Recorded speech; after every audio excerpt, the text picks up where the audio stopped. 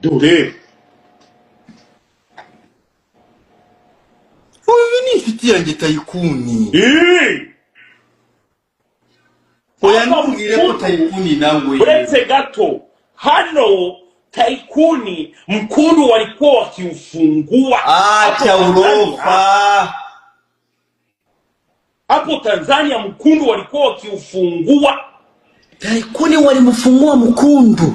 Hapo Tanzania walikuwa wakifungua mkundu, pika mambo makubwa makubwa, mazito mazito. Ya Rabbi. Ibyo byose ni ibintu byagiye bibera Tanzania.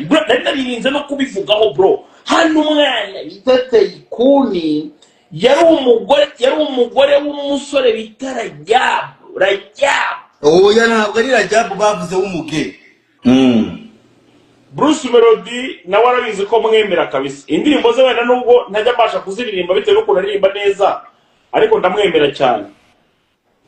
Cyangwa zitewe n'uko aririmba ibishego. Oya.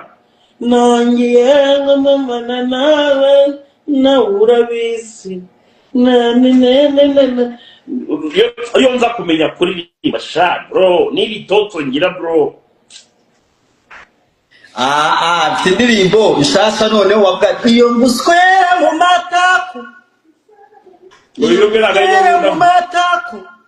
Nagari yo nkunda iyo avuga ngo manigura cyukura swera nyoko ibintu mwihaye byo guswera abana. Urayizi yo ngiyo? Manigura cyukura swera nyoko ibintu mwihaye byo guswera abana. Iyo ngo bayirimba bate? Iyo ngo bayirimba bate?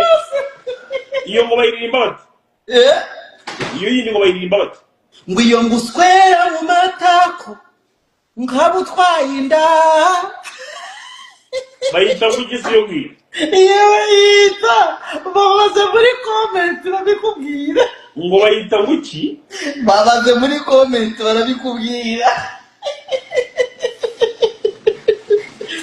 Ariko inkundu ubuntu witwa Kinyusi. Oya ni igikoko.